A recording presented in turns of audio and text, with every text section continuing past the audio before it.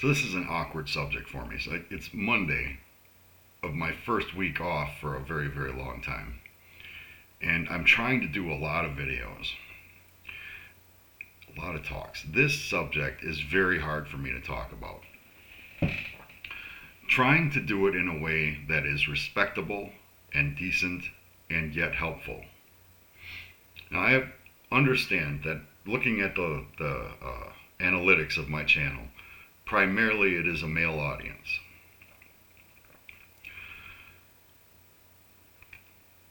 So my goal, if I'm going to help, must be to give the men that watch the tools they need to improve their lives in this regard. And the women that watch, the tools they need to help both themselves and to understand the work that needs to happen in order to improve this area of life.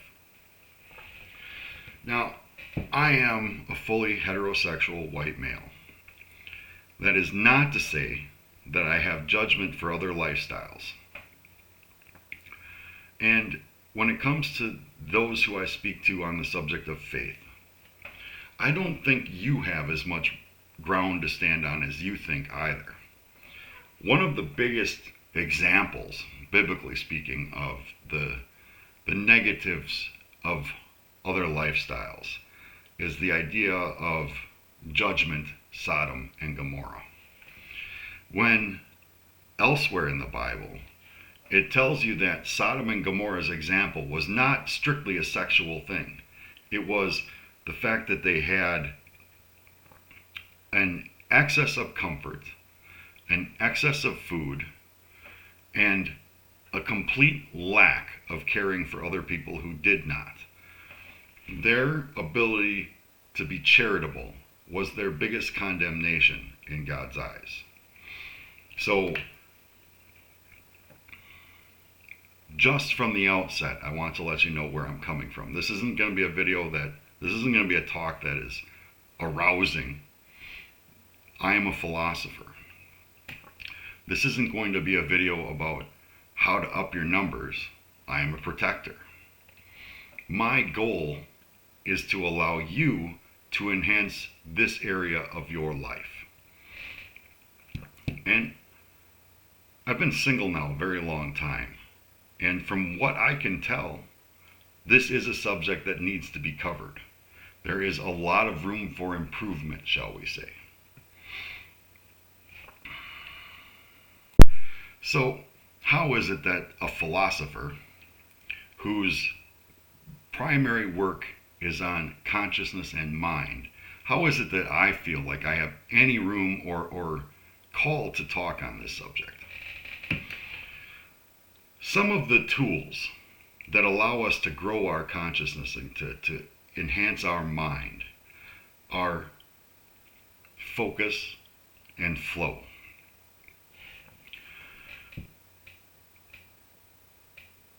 The current state, as far as I can tell, and I'm not trying to take away from anybody who is successful in their love life, but from what I can tell, there is a lot of room because nobody's actually achieving these things when it comes to sex.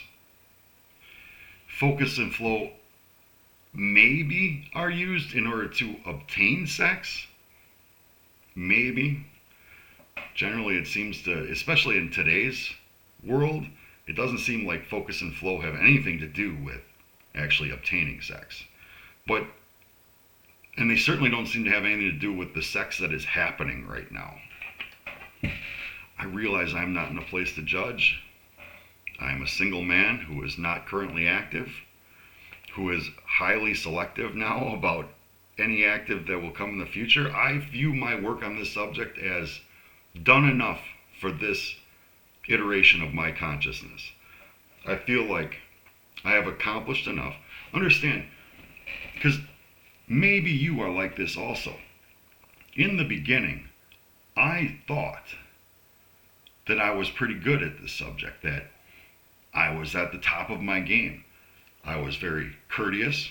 I understood when I needed to be forceful and when I needed to be gentle.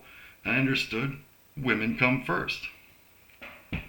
I was capable of not controlling myself in the immediate. How do you talk about this subject with being respectful and not entirely embarrassing? But if the immediate didn't accomplish what I needed for the woman, if foreplay and the first round didn't accomplish what I needed, I was capable of going for a second round. I hate talking about these subjects sometimes because it's I feel awkward, so it makes all kinds. When you talk to a video camera, or at least when I do, all kinds of weird things happen, like your nose starts to itch, all that. But this is definitely not my most comfortable topic to tell the world about. So, what is it? What are the areas in which we can improve on this subject? Because ego is enormous in our culture. And a lot of people who think they are where they need to be, like I was, are only there because of ego. Let me give you a really good indicator of this, guys and girls.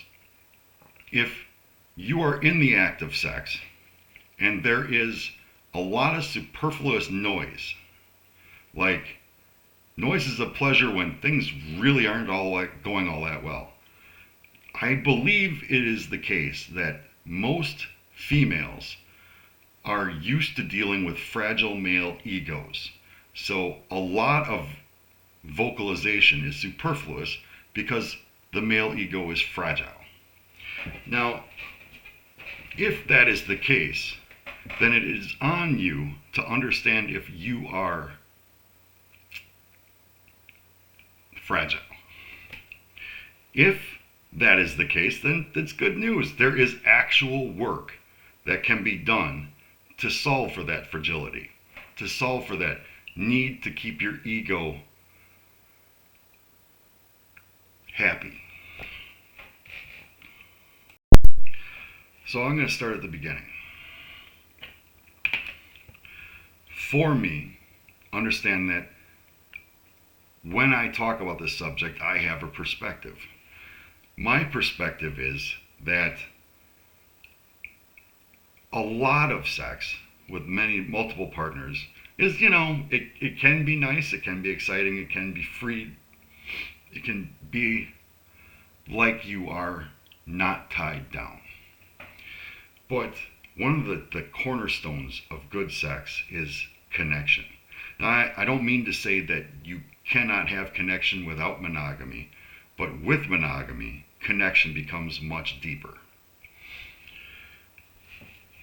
For a guy to do this work, connection, I think, is important. The old conversation of, well, he's been married for 20 years, but I've been single for 20 years. I think I've probably had more sex than he has, I think, been proven false. Because in the majority of marriages, from what I'm told, there is a lot more sex than there is for the person who is constantly hunting and gathering up more sex. At least that's the rumor. So a connection gives you two cheats: access to more often and access to more purpose, more depth. That connection is important because, first off, there is the physical work that needs to be done. The physical work is a lot easier to do when there is a consistency to the amount of sex being had. Yeah, it's an awkward subject. But I think so far that's pretty self-explanatory, though. Because when it comes to men, a lot of the work is going to hinge on your ability to work on your stamina. Not just premature ejaculation, but also the ability to have multiple orgasms. Because beyond connection is focus. When you're working on your stamina, or when you have worked on your stamina and you're there and you're ready for the next step, you get focus. For me, in my experience, That focus is a lot easier once you've had your stamina and you have someone to focus on.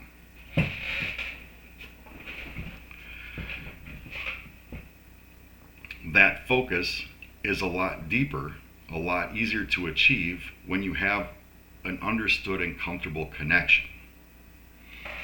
Why is focus so important? Right, I am describing how to improve your sex life in this video, so I'll start there. In the ability to focus on your partner allows you a better capability of reading their needs. If I've got the connection and I can achieve the focus on my partner, that allows me to get to flow. But let's deal with that in a minute. The focus is on breathing, which and oration, any verbalization that is happening during sex. And if that verbalization is superfluous, it's very confusing. So if there is a habit of over vocalizing, you need to pay attention more to the rhythm of their actions, the rhythm of their breathing. You need to be able to read them in order to respond to what it is they need. That is where focus comes. Once you can understand that and read your partner, then you can start to work on flow. Getting a flow state during sex is not, as far as I'm aware, maybe it is possible, but I don't think it's easily possible without the stamina and without the focus. So first is the connection, then there's the focus to get to the flow. When I talk about flow, it's very awkward to talk about flow when it comes to sex, because when things are flowing and you no longer need to focus on breathing, reactions, stuff like that, you can start to focus on other things, whether it be improvements in your relationship or a problem at work, a problem with your business as you're trying to grow it, or why your garden isn't growing the way you want it, or how you can add to your garden. Once focus is achieved via a that connection that you have, the flow can go to other subjects. When I have a problem, something that I'm struggling to crack, something I feel I need to understand, but I just can't seem to get there, the focus and flow achieved through sex is some of the most potent meditation you could possibly have. The focus is a lot crisper, a lot clearer. The things that you are focusing on and the focus you are using is a lot more intense. Once you have the thing you want to focus on, if it is, whether it's your garden or your relationship or your business, whatever, when you achieve flow through this really crisp, clear focus, the flow is, see, when you're meditating, you do your mind wandering until you're focused down on a problem, and then you flow into that problem. If you are used to meditation and you understand that process as I'm describing it to you, now I want you to understand how much more intense that flow is when it's in a sexual environment. I did a talk on the secret history of the world, and this is about the magic schools and the mystery schools, they call them, that go back way into our history. And they talk about things like power, only what they are talking about is focus, flow, and power. One of the reasons I deemed those organizations irrelevant is because now, in our society, I can have this conversation with you. I can tell you that this is possible. That if you want to, it'll take work, but if you're willing to do that work, you can achieve these focus and flow through sex.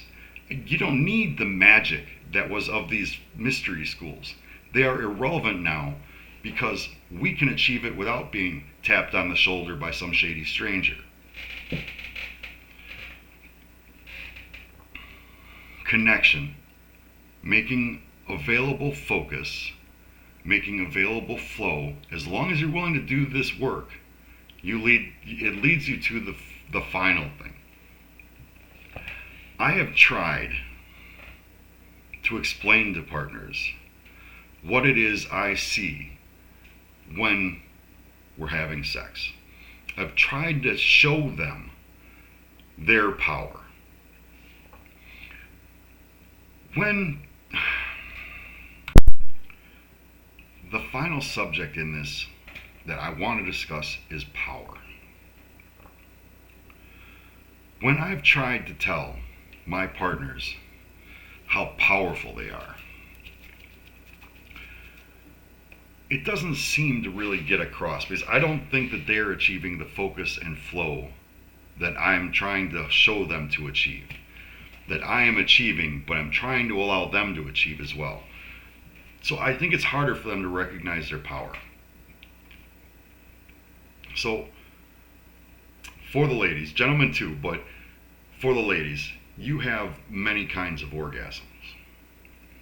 The basic, general, but lovely traditionally clitoral orgasm. The fast, easy to achieve orgasm. It's nice. And it's a lot like the male orgasm. It's powerful, it's quick, it's easy to achieve, it doesn't last as long. It can elevate your spirits, but it doesn't last as long as some of the deeper orgasms. Now, biology has made some advancements over my lifetime. What used to be seen as a clit, it's hard to talk about this subject. I'm probably not going to hashtag this thing at all, but anyway, used to be the man in the boat. The little under the hood, top of the vagina, that was the clit. What we understand about the clit now is that it is much greater. When I first discovered the G-spot and understood that the G-spot was connected to the clit, interacting the two simultaneously increased my game quite a bit. Fellas, the G-spot is just inside on the upper portion of the vagina, about 2 inches in. For most females, this can be stimulated gently in order to make it engorge. Engorgement is what you're after because it makes it more sensitive and makes orgasms easier to achieve. For some girls, I don't know if it's an atrophy that happens, that if certain parts do not get used, they just do not develop as well. But I've never found any evidence that says that they can't develop. No matter how late in the game you find yourself, if it hasn't been developed or if it has atrophied, that might be a terrible word. It can be rejuvenated. It can be stimulated and brought to life so that it does engorge, swell, grow. Maybe engorge is the wrong word. Maybe I'm the wrong person to do this talk. But if you found yourself in a position, guys, where you are doing the stamina work, you are doing the anatomy work, you are understanding your partner's anatomy. If you are watching porn in order to get a better understanding of it, a lot of porn videos that when it comes to the G-spot stimulation, or squirting as they call it,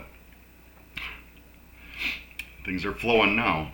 Anyways, that was terrible. Sometimes when that part of the anatomy has not been treated properly, it can be painful. So if you're watching videos and you see the pros going to work at this, they can be a lot more forceful with their partners because their G-spots engorge easily. If your partner's does not, your stamina work is crucial, especially if you're a guy of smaller size. Anything down to 2 inches, you should be able to do this portion of the work. Remember I told you that G-spot is, and the G-spot is technically more of the clit. That is our understanding, our greater understanding through biology. If you have done your stamina work, a female can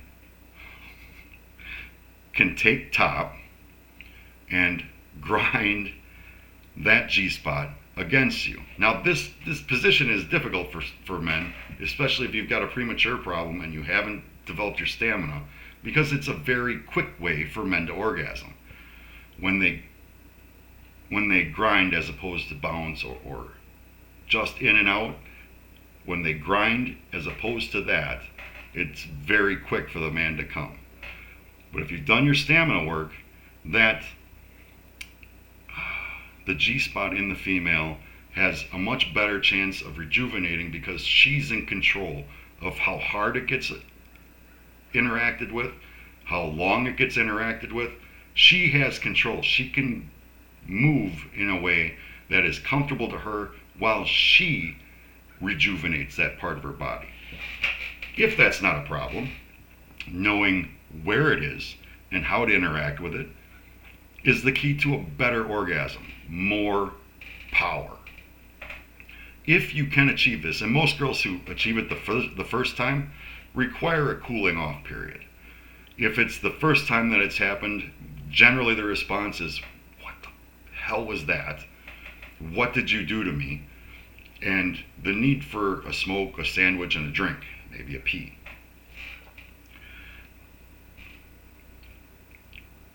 This is where stamina work is important for both parties, because both male and female are capable of that orgasm I just described to you, and having multiples of that and smaller orgasms and bigger orgasms. If you learn focus and flow with a partner, you can understand when it's best to build so that they have a much more satisfying, bigger orgasm, or when it's just time to, you've already done the build, the orgasm, now it's time to flow into that and just give multiple orgasms. Once you've lost the need to focus on your partner in order to do this, you can, I've never found a partner to do it. I would like to simultaneously grab the same problem and work on it as we flow. But see, and that's where it comes down to monogamy.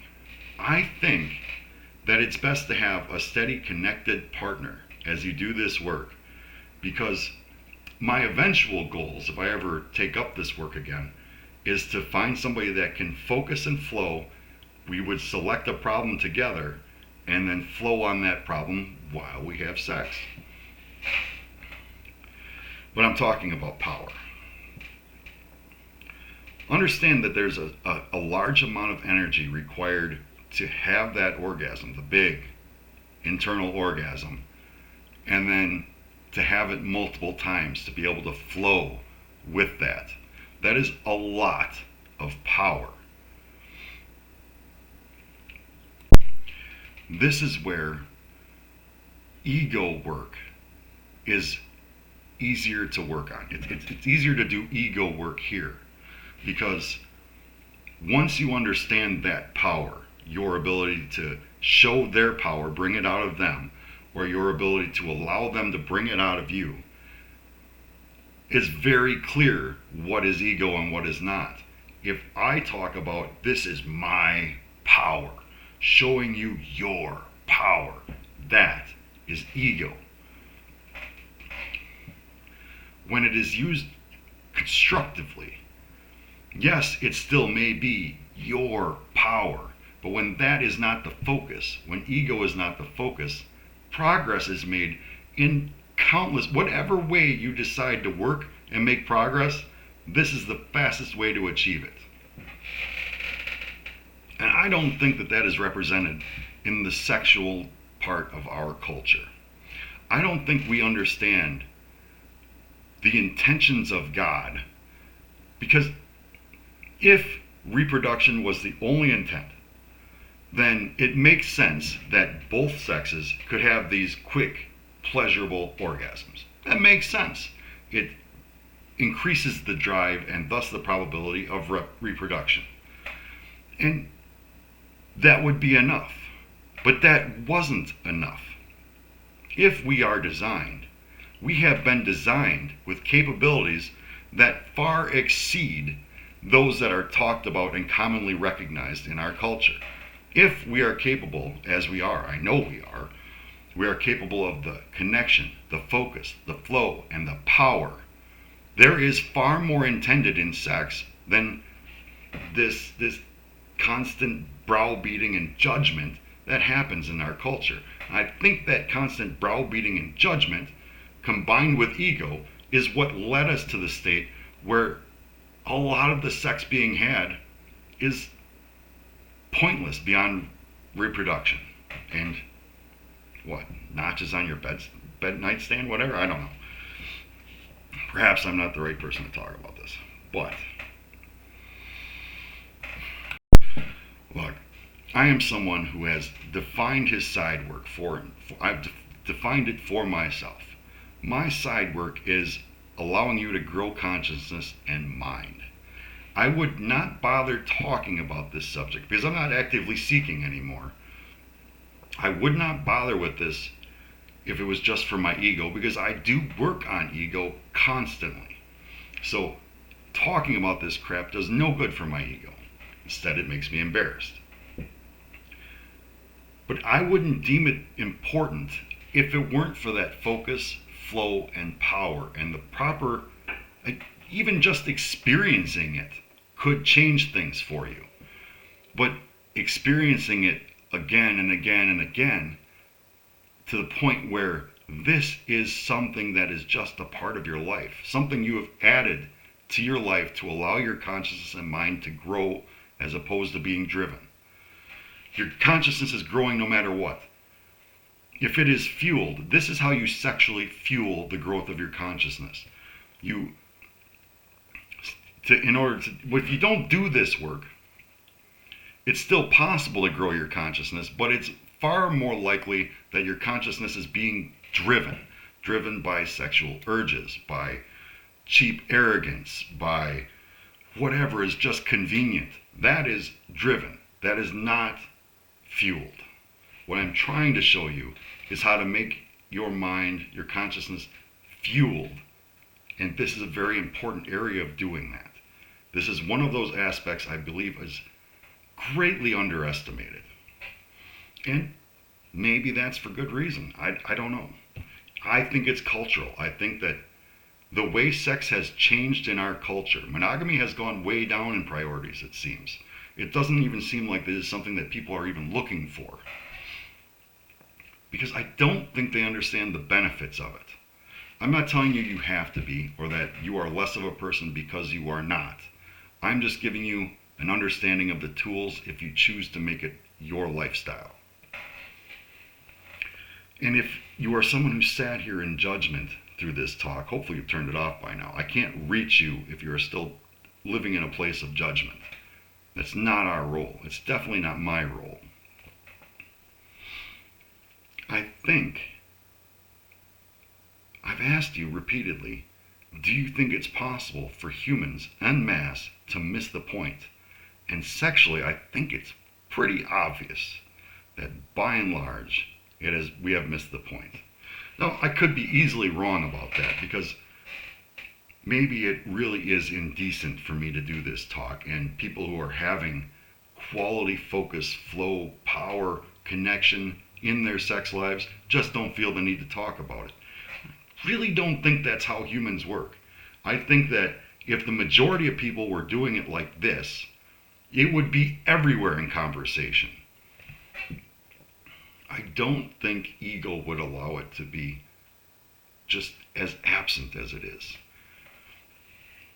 Perhaps ego, and specifically fragility of ego, because both sexes experience that. It just is demonstrated differently. I think that's probably the cause of why sex, the state of sex in our society has gotten to where it has. The conclusion here is getting kind of rambling, unclear, losing my focus because there's a lot of things I want to talk about. But,